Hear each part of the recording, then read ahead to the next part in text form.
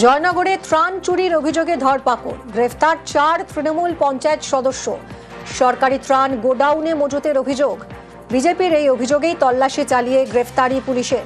বাজেয়াপ্ত মজুত ত্রাণ এবং সরকারি নথি। ধৃতদের জেরা চলছে, বাজেয়াপ্ত নথিও খতিয়ে দেখছে পুলিশ। জয়নগরের ঘটনা, ত্রাণ চুরির অভিযোগে ধরপাকড় চলছে। 4 জন গ্রেফতার হয়েছে তৃণমূল পঞ্চায়েত সদস্য। এই 4 জন সরকারি ত্রাণ গোডাউনে মজুত করে রাখার অভিযোগ। বিজেপির অভিযোগে তল্লাশি চালিয়ে গ্রেফতার করেছে 4 জনকে। পুলিশ গ্রেফতার করেছে এই 4 জনকে। আরো জানবো, অর্পণ রয়েছে সঙ্গে। অর্পণ, তৃণমূল সদস্য 4 জন তৃণমূল সদস্যকে গ্রেফতার করা হয়েছে। গ্রামবাসীদের অভিযোগ যে তাদের বাড়ি এবং বিভিন্ন যে ঘর ছিল সেই ঘর থেকে ত্রাণ সামগ্রী উদ্ধার হয়েছে।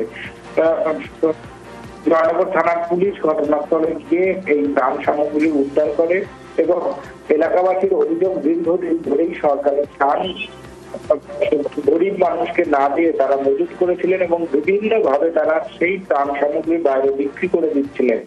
এই অভিযোগ পাওয়ার পরেই জয়নগর থানার পুলিশ অভিযান চালায় এবং গ্রামের মানুষজন তারা একাধিক ঘরে থেকে উদ্ধার করে এই ত্রাণ সামগ্রী। আমরা বিভিন্ন জায়গায় দেখছি যে বন্ধ তৃণমূলের পার্টি অফিস এবং সেই পার্টি অফিসগুলো যখন খোলা হচ্ছে তখন সেখান থেকে ত্রাণ সামগ্রী পাওয়া যাচ্ছে। এক্ষেত্রে কোথা থেকে উদ্ধার হলো? এগুলো কি পার্টি অফিসেই ছিল নাকি এই 4 জনের বাড়ির ভিতরে লুকানো ছিল? দেখো, এই 4 জন যে তৃণমূল কংগ্রেসের সদস্য ছিল তার বাড়ি এবং বাড়ির পাশে যে গোডাউন, সেই গোডাউনে এগুলো মজুদ ছিল এবং সেখান থেকেই পুলিশ এগুলো উদ্ধার করেছে। আর তার সামগ্রী কোথায় রেখেছে সে তার জন্য কিন্তু এদেরকে বারুইপুর আদালতে পেশ করা হবে আজকে। অনেক ধন্যবাদ।